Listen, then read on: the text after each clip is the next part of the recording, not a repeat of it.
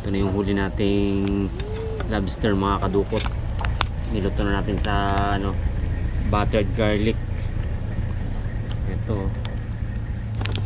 Wow. Napakataba. Oh. Grabe. Tikman natin kung masarap ba yung laman niya. Ito.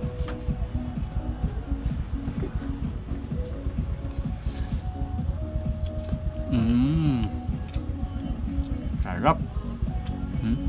Kain mga kadukot.